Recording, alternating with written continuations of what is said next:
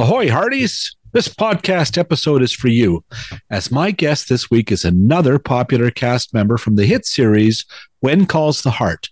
Coming up next on Brio.tv, the podcast.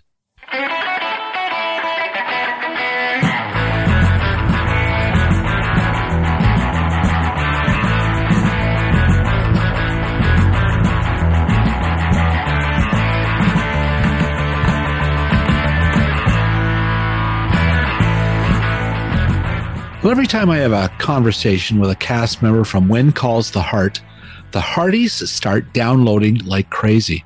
I never knew the fans of this series were so devoted and so organized.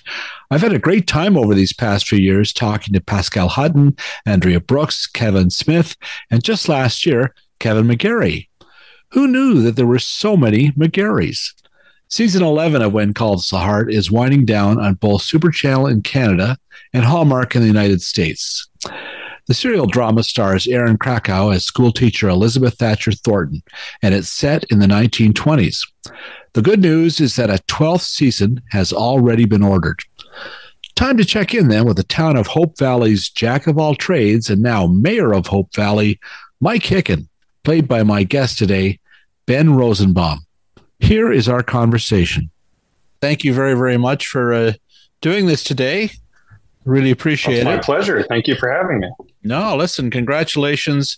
I've done a few podcast episodes with a couple of your colleagues over the last few years, and it was a revelation to me, the complete devotion Hearties have to this series. It's explosive. It must blow you away, or maybe you take it in stride now, but I don't know anything really to compare this with. It's amazing, right?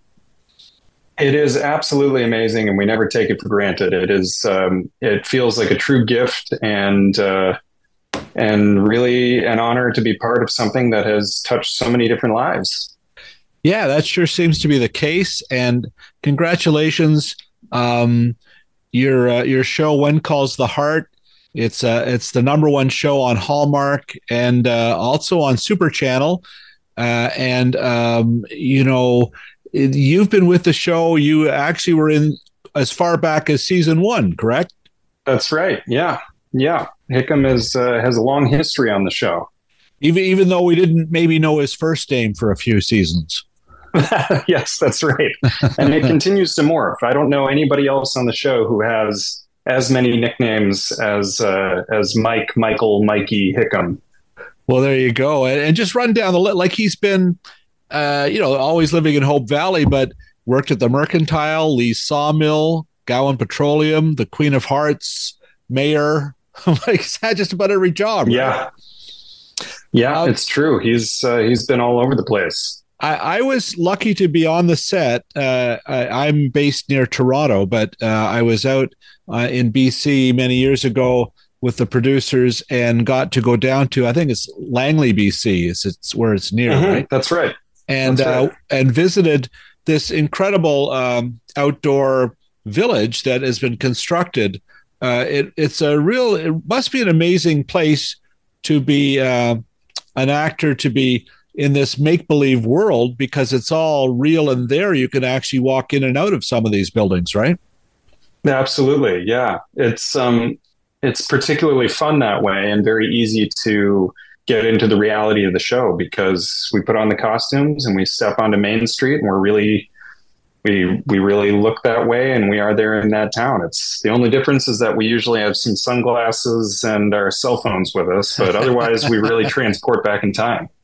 And I remember when I was there, they had a stagecoach, and I had a spine jarring ride in this thing. I think they had brought it in from Calgary. Did you have many encounters with this machine when you were in the early days, the early seasons? I have been. I've been on horseback. I've been in the wagons. I've been in the cars. Just this season 11, I had an opportunity to. I don't believe I'm spoiling anything by saying this, but I drive a car, and that was it's always a really cool and fun experience to get each of these different forms of transportation and get a sense of what it felt like to do. I mean, you think about these people who did cross country or even half-hour long journeys in these things, and you'd need a chiropractor afterwards. Right. And we're in the 1920s now in Hope Valley. So a car would not have been that unusual at that time. But what were you driving? Was it an actual vintage 20s car? What do you know what? Yes, it was. Oh, wow. I don't remember the specific model. I think I want to say I drove a Model T. Cool. But I could be wrong about that. It might have just been one that was comparable. But these are vintage cars that have been excellently kept up and in good working order for most of the time by our crew.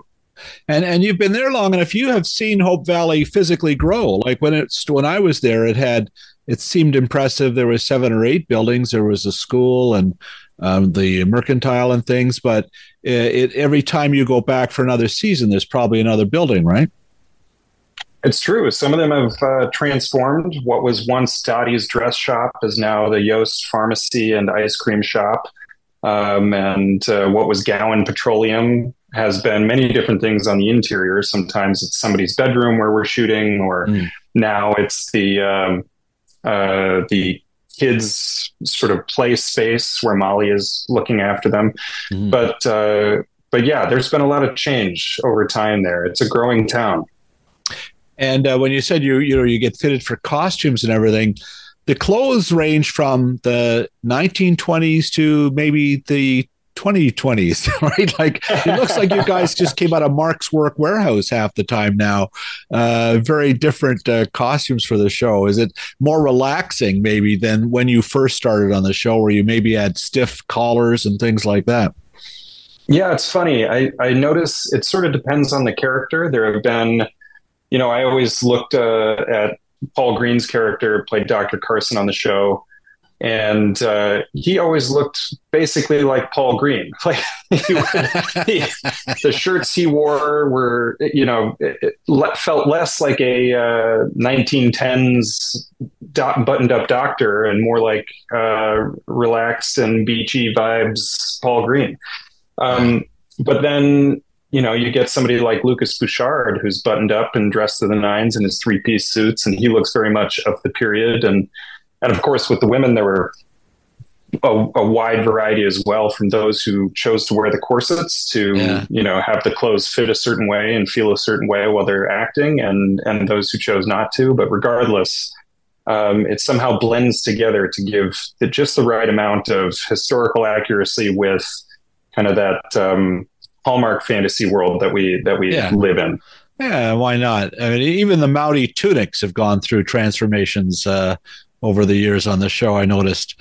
And when I was here that time many years ago, I met Daniel Lessing, who is the original Mountie, right? Yeah.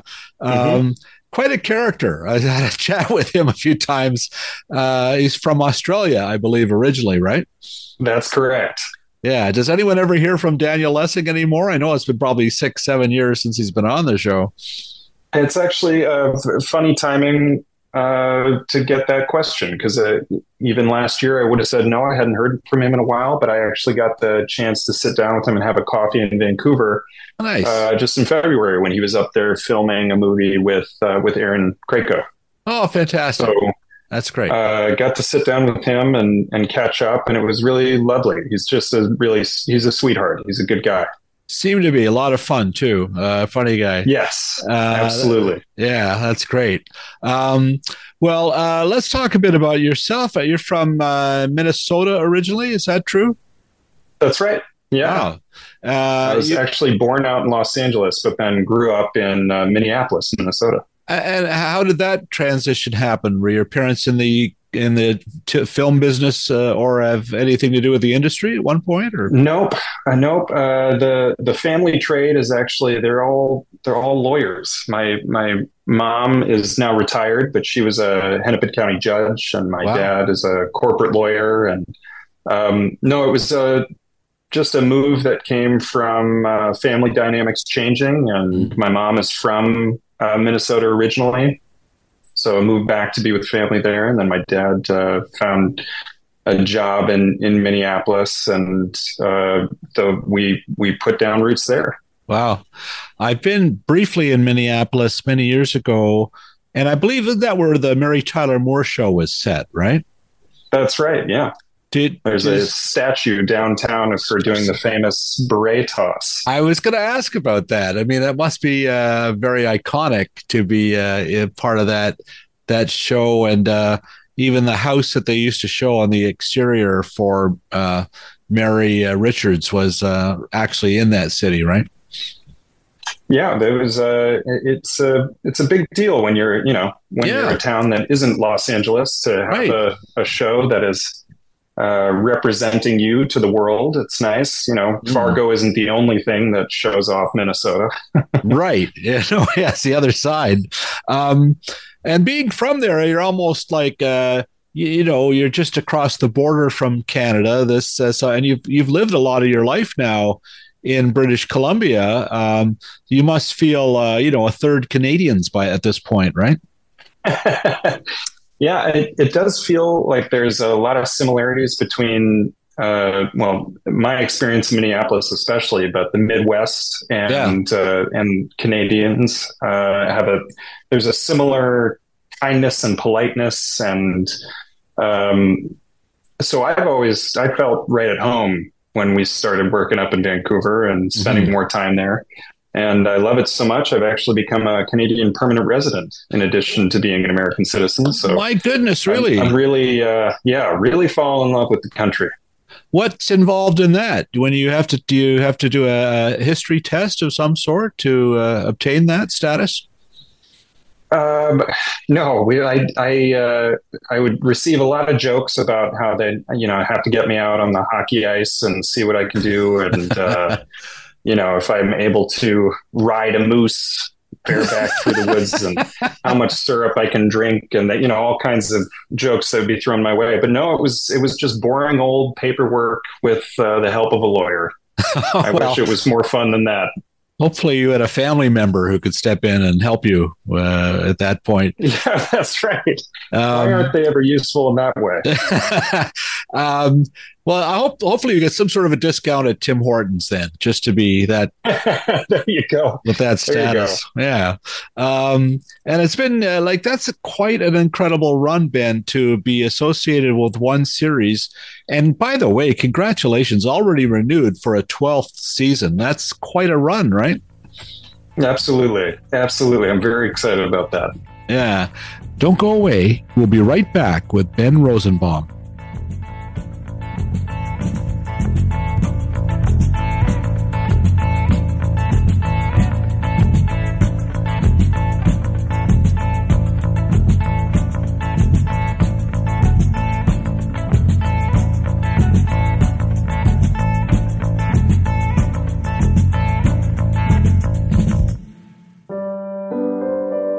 Well, what's new this month on Super Channel? Well, giddy up for the 11th season of When Calls the Heart, found exclusively in Canada on Super Channel Heart and Home. There are, of course, many burning questions from last season's shocking finale. School teacher Elizabeth, Erin Krakow, she's saddled up with her Mountie man Nathan Grant, played by former Brio TV podcast guest Kevin McGarry. Can these two ride off into the sunset and still manage parenting obstacles, huh? There are plenty of other obstacles to unravel as Hope Valley heads into the 1920s. Hearties and McGarrys can look forward to 12 new Season 11 episodes. And don't forget, all 111 binge-worthy past episodes are available on Super Channel On Demand. Remember, Super Channel, an all-Canadian service, is available via most cable providers across the country, as well as streaming live and on demand with Amazon Prime Video channels and Apple TV+.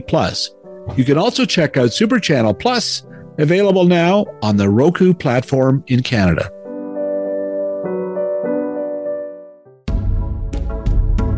Are you and your kids watching Knuckles on Paramount Plus? Nothing to do with the Three Stooges. This 6-episode animated series from Paramount and Sega is based, of course, on Sonic the Hedgehog. It recently set a global record as the most watched Paramount Plus original series of all time. And yes, adding punch to the series is Idris Elba as the voice of Knuckles. Beyond Knuckles, there's a mountain of entertainment for the entire family on Paramount Plus. This month, the streaming service welcomes back The Chai for a second half of Season 6. Creator Lena Waithe's sometimes searing look at the complexities of life in Chicago, as well as the Black experience in America, has already been renewed for a 7th season. Look also for the 3-part documentary series Lola, the story of Lollapalooza, which looks back to the roots of the music festival back in the early 90s. And brace yourself for the 9th season of RuPaul's Drag Race All-Stars. They're all streaming exclusively on Paramount Plus.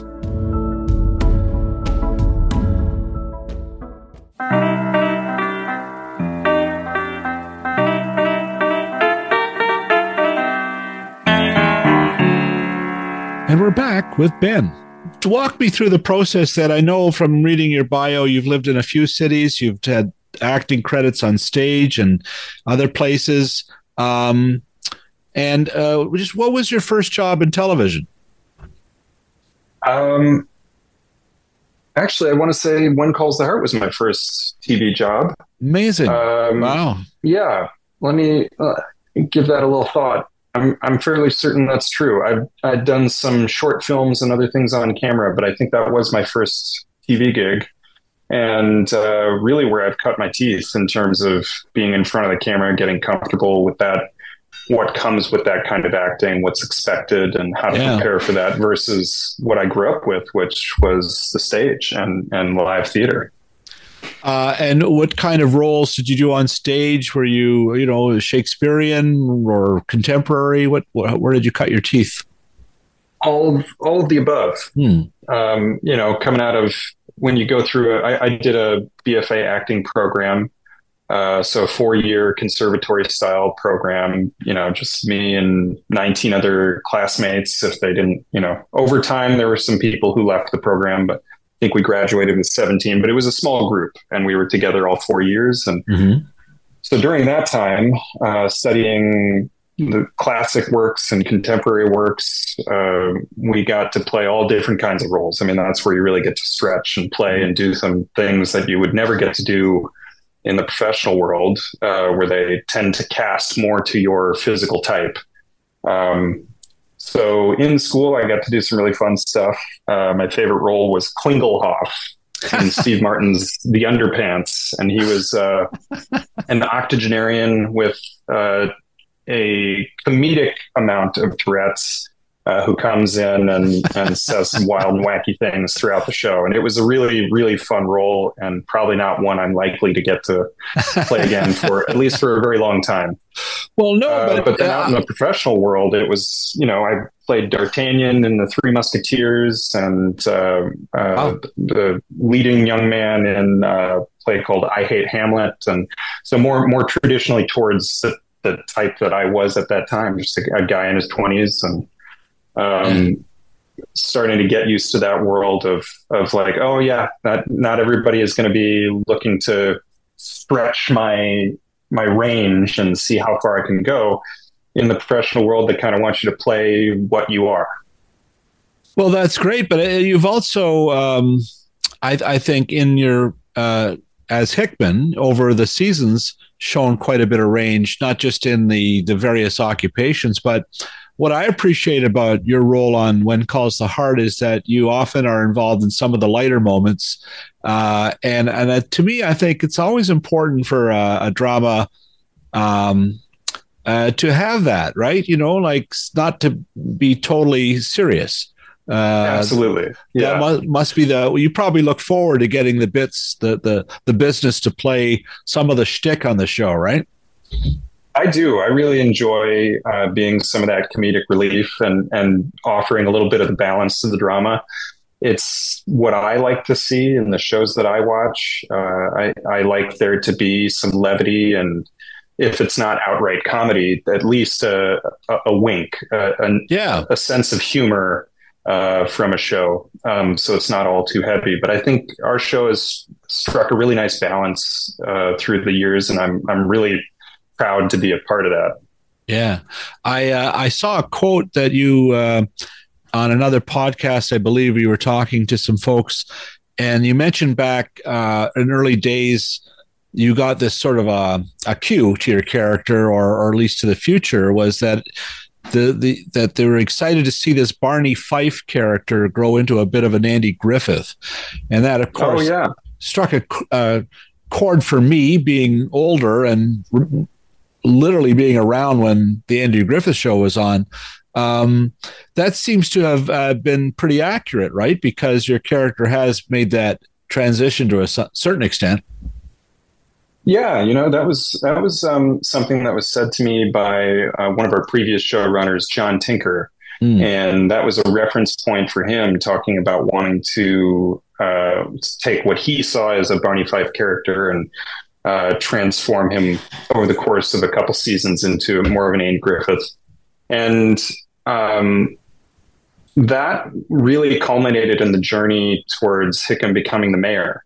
Right. And so that's once it reached that point, I definitely had that in my head throughout that period of time. And then, we transition into a new head writer, new showrunner, and they have their own view and viewpoint and take on who the character is. And it's been one of the challenges and joys of our show and the longevity that we've enjoyed, having several different showrunners throughout the life of the show. Right. We, as the actors, are sort of the stewards of our characters and the storylines that we've had so far. And working with a new showrunner injects it with new life and new kind of a new way forward. And we have to find a way of honoring everything that we've done in the past, that we have lived through and know about our characters as we carry it forward. So I think for Lindsay, our current showrunner, she saw, where maybe John Tinker took Hickam from Barney Fife to Andy Griffith. I think for Lindsay, she saw the romantic potential in Hickam and started guiding him on that. And so that's my new trajectory and kind of a path of change for the characters. So it's really fun. Each new each couple of seasons, it feels like we get kind of a new arc for change, and it's been really, in that way, it's stayed really fresh. Yeah, you don't want to have too much Barney Fife if you're the romantic lead, I think is. That's right. Yes, that's right. Although I would still watch that. I think that'd be funny. You mentioned John Tinker. Any relation to the Tinkers, the famous NBC Tinkers, the guys that ran the studios and networks and stuff? Yeah. I'm going to get his family history wrong, I'm sure, but I know there was actually, when you mentioned Mary Tyler Moore, I remembered that there's a family connection there as well. I believe she was his stepmother. That's Grant Tinker was Moore's husband, and he was the head of NBC at one time, and had the head guy at MTM, right? One of the he's definitely comes from some Hollywood TV royalty. That's interesting because your show is also one of the other architects is, of course, the son of another great Michael Landon Jr. Right. My goodness, did you ever get a chance to speak with or meet him? I think he was pretty hands-on the first couple of seasons, right? Oh yeah, absolutely. He's a really lovely guy. Oh. I've enjoyed every time I've gotten to see him. I wasn't as involved in season one, so I didn't get to work with him a ton on set. But I got to spend some time with him away from set and get to know him over the years, of course, at different Hearties, family reunions, and other opportunities when he's come up to visit set. And he's a really nice guy and very funny. So he's a lot of fun to hang out with. It's incredible when you think like this show, When Calls the Heart, was very much from the same cloth as some of his dad's long-running shows, Little House and shows like that. I actually I was able to interview Michael Landon. I was working for TV Guide Canada and was in LA. Is that right? Yeah, he was working on his final show I had pretty much the last print interview, and literally a week or so later, he found out he had pancreatic cancer. It was very, very tragic. Oh, wow. Yeah, but he was very funny. I really had a great time talking to him. He was making fun of Lorne Greene on Bonanza being a terrible horseman and things, and it was really fun to talk to him. So pretty cool. That's great. Yeah. So it's amazing to be that long on one show, but be part of that. You must feel that connection to this heritage of television through these pioneers and people who are even the sons of some of the great pillars of the medium, right? Yeah, it's very true. And we take those comparisons when they come, and we feel very flattered by it. When I think Little House on the Prairie is a great reference point for us when people ask us about the show in our real lives. If people say, they haven't seen When Calls the Heart, I know it sounds crazy, but they're out there. People who haven't seen it. Little House is a common reference point for me when describing what we do. And, we should be so lucky to have the kind of run that they had and the kind of loyal following for as long as they did. Yeah, well, seems like you on both counts you have, so that's pretty good. You mentioned the more romantic roles you're playing now. We've seen you often in scenes with Amanda Wong playing Mei, and there was you and Hickman and Mei celebrated a milestone this season, I think, didn't they? They have celebrated their 5-month anniversary, which is very sweet. It feels very them to be counting. Well, particularly, it feels very Hickam to be counting the days, hours, minutes. And the 5-month anniversary is really fun. And I mean, just to see, after so many years on the show, to get to play Hickam on a date was a milestone for me. And I couldn't ask for a better scene partner than Amanda. It's been a revelation to work with her. We have a lot of fun together, and it's very, I think we have a really easy time just talking and listening to each other, which lends itself to sort of a sweet, genuine romance on screen. Wow, that's great. I actually watched a podcast of the two of you being interviewed, and it seemed that way off screen as well. You were just very oh, nice. Thank you. Yeah, it was cool. She was we had a good time together. Yeah, very good. My goodness, so many other cast members going in and out, different Mounties. I didn't know. It's true. We've had a lot of changeover on the show. Yeah, but we have a lot of stable members of the cast as well, which really lends itself to that sense that it's a true small town.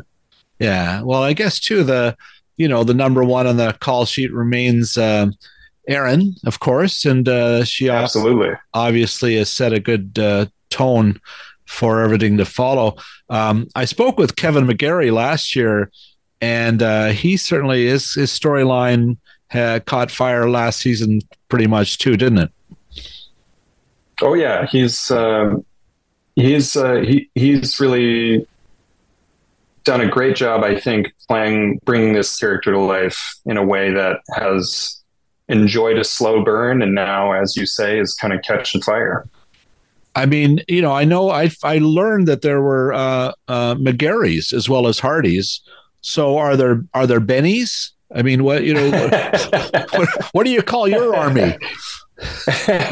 Well, early on, there were some really great focused fans who picked out Hickam as somebody they liked, and they called themselves Hickam's Hearties. But that's nice. It's a bit of a long hashtag, and I just had a friend suggest to me that they should name themselves Hickies.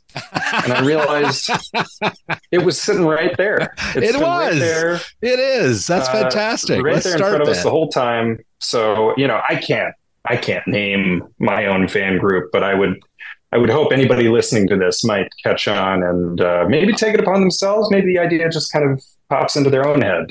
I'm going to start the hashtag Hickies. I'm going to do what I can to promote Hickies. I think that's the ideal way to promote a podcast. That'll make my friend Ken very happy. There you go. Let's push that agenda. More with When Calls the Heart's Ben Rosenbaum after these short messages.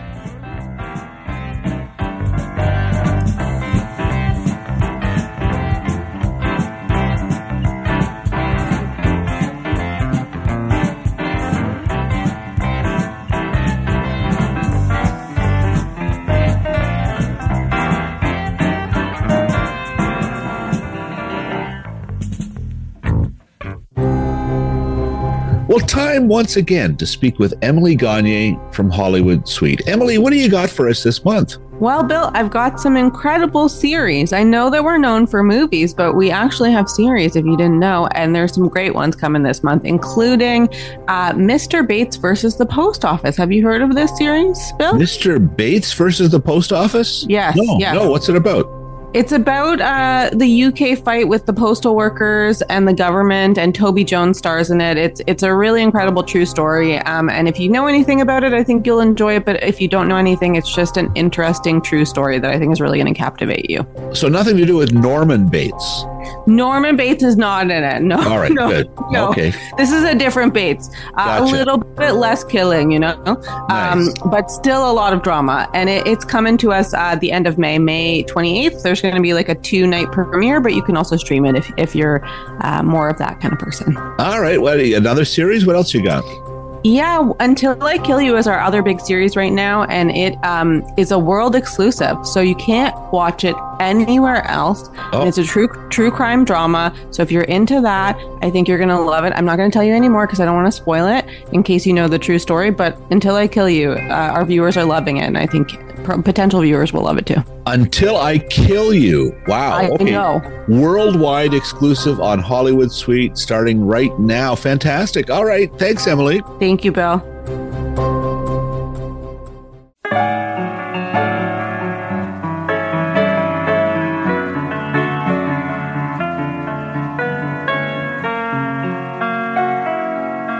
And we're back with the show. Well, it is a fun show. Now, are you able to squeeze in any other work in the off season? Do you have a few months where you're able to pursue other things?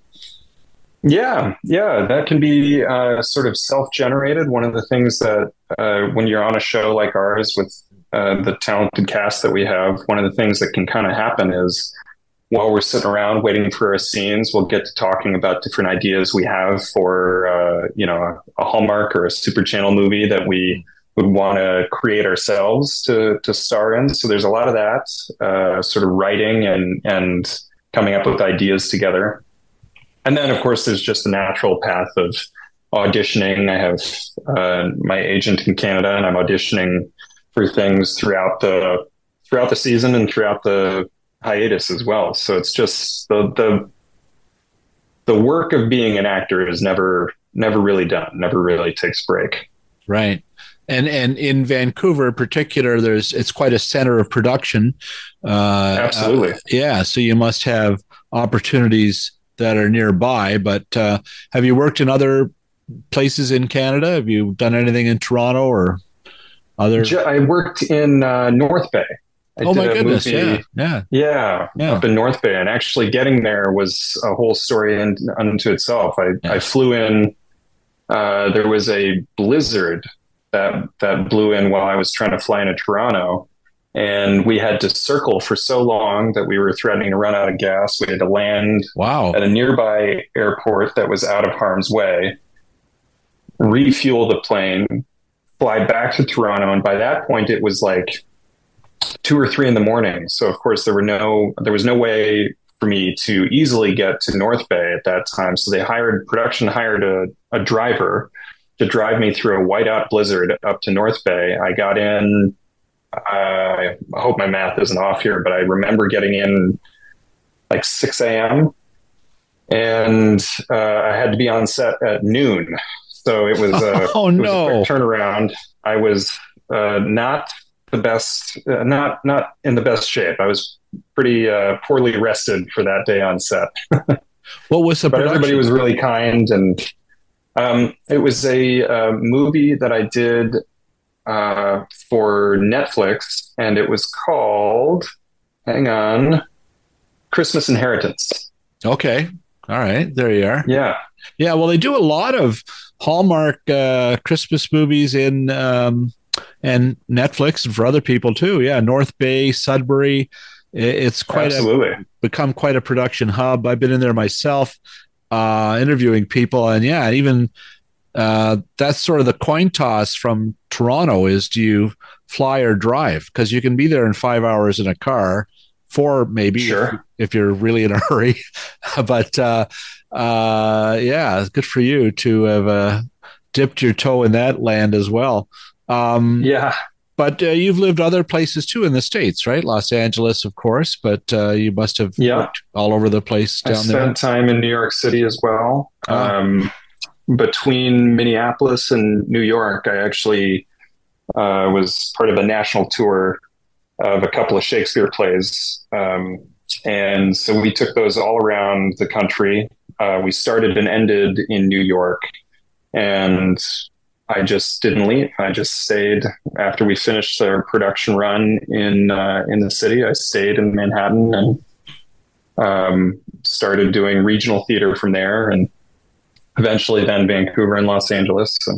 So it's, when you're living the life of a regional theater actor, somebody who goes out to do plays at different theaters around the country, you get to, of course, spend a month, 2 months, sometimes 3 months if you're really lucky and you get a nice long rehearsal period.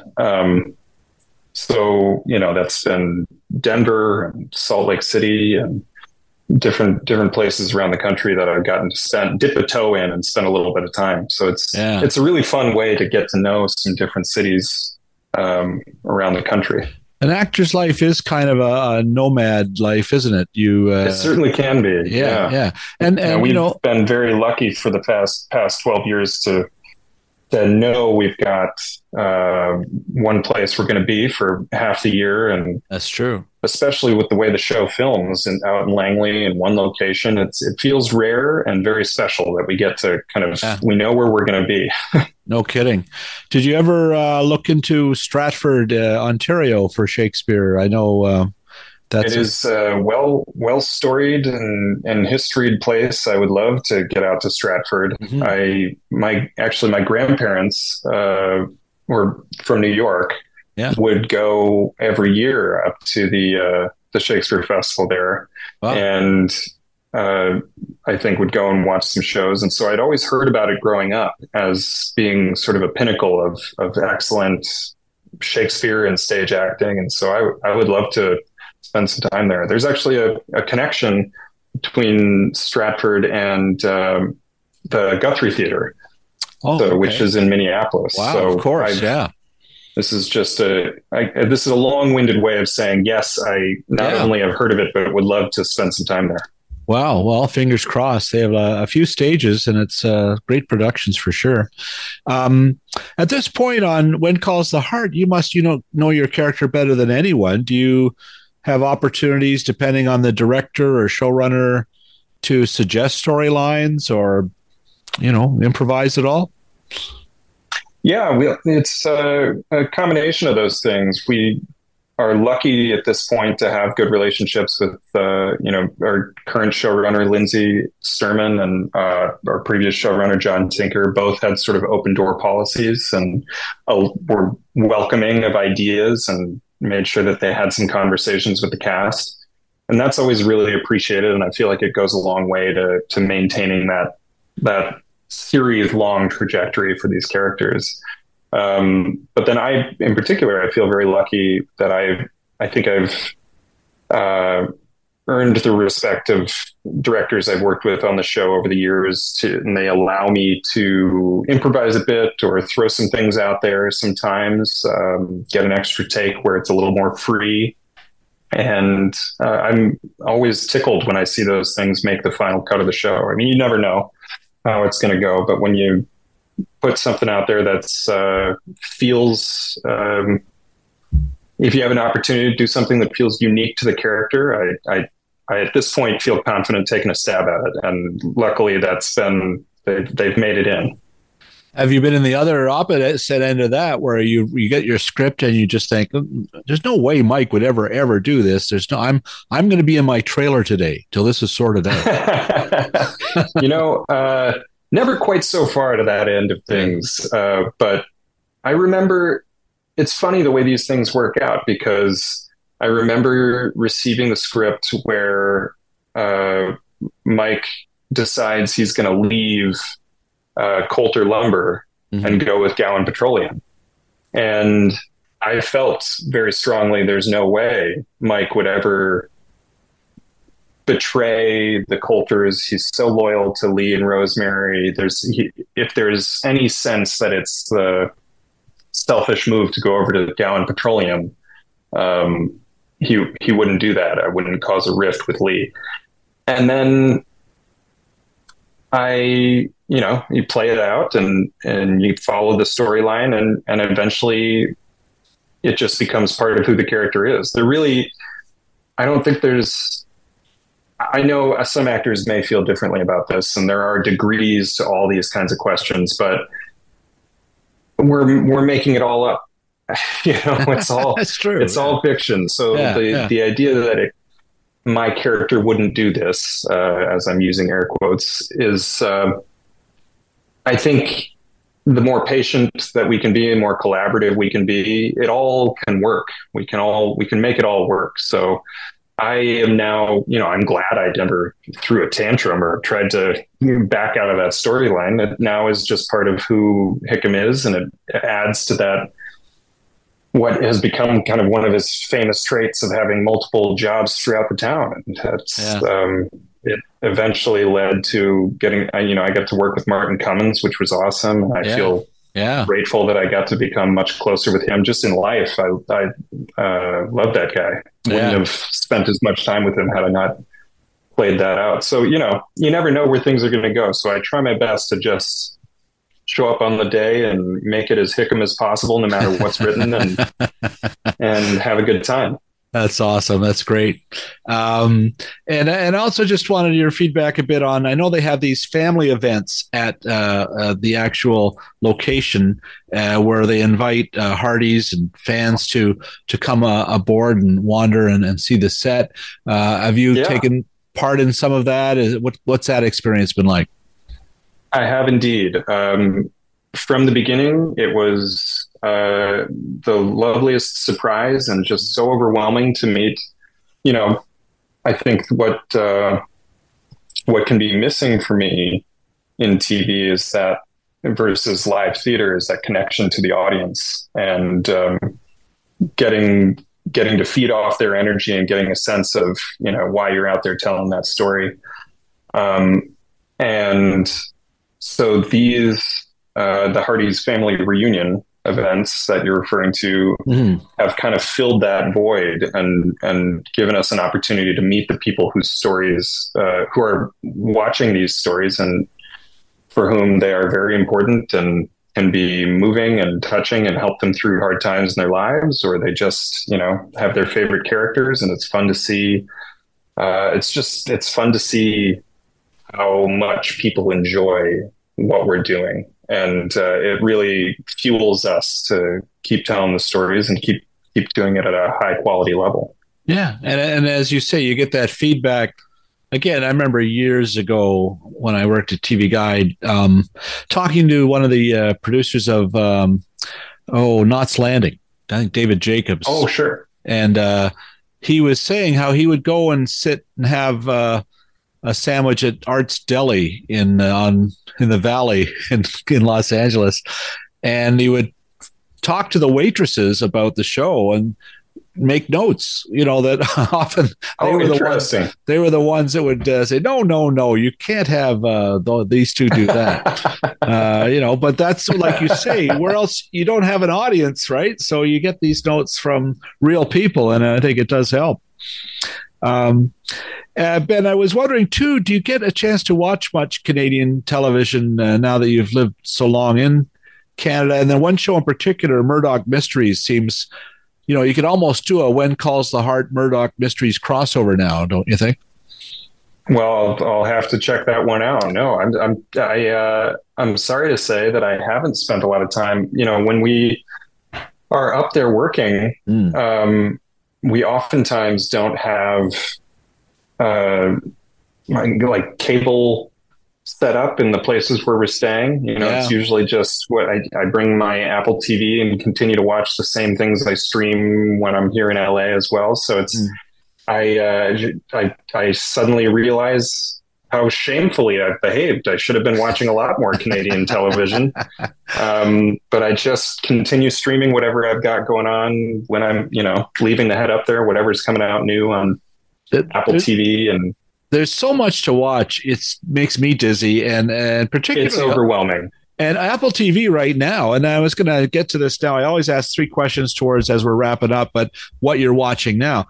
But I can't, in the last month, Apple's had, I don't know if you've seen the Michael Douglas series on Franklin that they have. That one's on my list. Yeah, it's stunning. It really is epic. Palm Royale, they've got a lot of some documentaries coming up. If you were just watching one service now, you could absolutely dine out on Apple TV. Yeah, it's true. I was just watching. I watched this year Masters of the Air. Oh, I was just loving it. Yeah, exciting, great World War II epic. It's pretty amazing.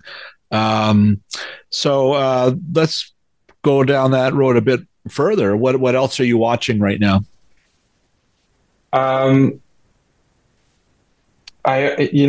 It's funny. I always maintain so many things going on because you watch one show, you love it.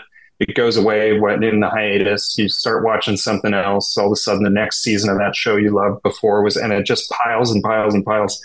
So I always had a hard time just conversationally when people ask me this. I have a hard time remembering, like what am I watching right now? But actually, I'm in the middle of watching A Gentleman in Moscow. Oh yeah, absolutely. That's the one Ewan McGregor. Ewan McGregor on Paramount. Yeah, right? Yeah, that's tremendous. Yeah, it's also just a stunningly beautiful period piece that takes place over the course of decades. So it's really interesting to watch. They've got, of course, Ewan McGregor and a couple other characters who stay central and remain kind of aging throughout the series. But many of the characters are, they seem like they're going to be these main characters who will be around forever. But, then they'll jump forward 5-10 years and it was a rough time in Russia. And so all of a sudden they're gone. And yeah. So it's a really fascinating show to watch and one I'm really enjoying. It's based on, it's sort of when the monarchy was dismantled and he's stuck in a room that he can't leave ever. During the revolution. Yeah. Yes. It's an incredible story. Punishment is that he is forced to live out his days in a fancy hotel. Right. I also am loving Welcome to Wrexham. I don't know if you're watching that one. I haven't seen the new season series. Yeah, it's fantastic. It's that show fabulous. Gets me pumped up. Yeah. Those two personalities, the owners, right? Truly, yes, are fab, and they've taken such a gamble, But it's all the people that live there are so rich. You couldn't make them up, could you? Well, that's sort of the surprise and the delight of the show is that it turns out it's as much about the people in the town of Wrexham as it is about the team and like a sports documentary. Yeah. And of course, from the beginning, there's a lot of Ryan Reynolds and I feel it's always sunny in Philadelphia. Yeah. Yes, I know, but I'm drawing a blank too. I'm sure that this happens to him a lot, and I feel I'm perpetuating it. Ryan Reynolds he takes up a lot of space when you're trying to remember. He does. He can't help himself. But I really like that show, and they're actually going to be coming to do a friendly match with the Vancouver Whitecaps. Oh wow! This year. Yeah, so I'm looking forward to seeing them live. Yeah, no kidding. That's amazing. And I think there's some tie-in with Ewan McGregor show in Toronto like this month. I don't know if they shot something here, but is that right? There's an event that's happening. I just got an email about it to have Russian tea in some room somewhere downtown. Oh, so, that's cool. Yeah. I'll have to look that up. Boy, everything is shot in Vancouver and Toronto these days. A lot of stuff, yeah. I'll take a wild stab at this one. Have you seen Frosted, Jerry Seinfeld's movie? Oh, I haven't. No. Okay. Well, that's on the list, though. It will help inform maybe the Barney Fife side of Hickman. I think it's pretty slapstick. It's pretty funny. Okay, great. What Ben? And when you were growing up in Minneapolis, what were you watching as a youngster? Was there a show that you raced home from school to see, or just really loved way back? Oh, in the day? That was The Simpsons for sure. Ah, great. Wow. Yeah. The Simpsons was the one that was like, I got to be sitting in front of the TV at 5:00 every day to make sure I catch the new episode. But then, I do have very fond memories of watching Cheers with my mom. It was always like just around bedtime. Cheers would come on, watch that, get sleepy, go off to bed. So that was kind of the family watching one. But yeah, for me, it was The Simpsons. Absolutely. Wow. Two classics. And you and The Simpsons are like the same age pretty well. I mean, that's the amazing thing, right? Yeah. I just got an incredible run. I got the Fox just announced their new season for 2024-25, and the Simpsons is heading into its 36th season. Incredible. When my son Dan, who's 31 now, he was 7 or 8. He's like, Dad, there's a guy on TV. There's a guy on TV who sounds just like Mayor Quimby. And it was John F. Kennedy. Of course. Yeah. So of course. All our lives have been seen through this filter of The Simpsons. Well, Ben, finally, one last question, since we're going down this memory lane with shows. Do you have an all-time favorite TV theme song? Well, I'm gonna throw Cheers out there right away. It's a great one, yeah. Especially since we were just talking about it. But that's one. I feel like these days you can skip through the openings of so many shows, and there are just a handful of shows where I will choose not to skip past it because I just enjoy the theme song and it really gets me in there. And Cheers would be one of them. Yep. Adventure Time. I don't know if you're familiar with that cartoon. No, it was on the Cartoon Network for a long time, and I think it's developed kind of a cult following. But Adventure Time has a great theme song. Okay, and then from back in the day, it's got to be the OC. That was one when I was in high school. That the theme song for the OC just felt like it transported you. Absolutely. I understand that. Yeah, no kidding. Well, those are great choices. And the Cheers song, you're right, is something melancholy about it. I love when shows that they throw a curve, like Hill Street Blues had a very melancholy piano-based opening, and it didn't sound like cop shows of the day, right? It threw a curve, and I think that's always effective. Well, Ben, lovely talking to you. Thank you so much. You as well. Yeah, it was great. Thank you for having me. Well, my pleasure. Best of luck. Congratulations. I know you probably won't get back to work on When Calls the Heart for a while. Do you know when you're next due to step on set?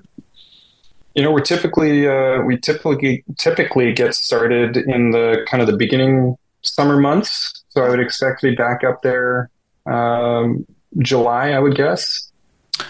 Wow, coming up then. Well, listen, have fun.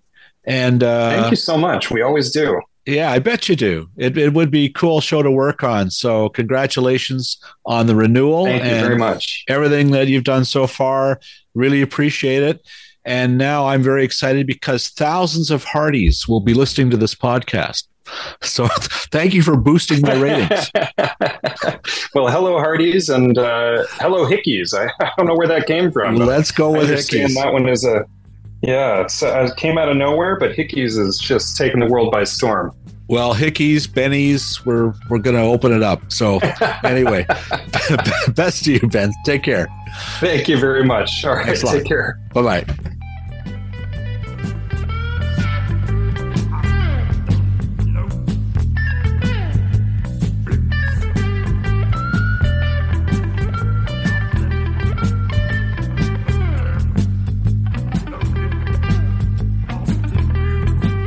Thanks as always to Brio TV, the podcast Jack of All Trades, producer Phil Hong. I'm grateful as always to BJ Del Conte, Paul Boudra, and all the Crispy Critters, as well as piano man Stephen Dudley, who many years ago recorded the music you hear on this podcast. Finally, thanks to you, listener. If you enjoyed this conversation, well, let us know with a like or a comment. And, you know, if you're a Heartie, tell everybody, tell all your friends, okay? I'm Bill Brio. Thanks for listening.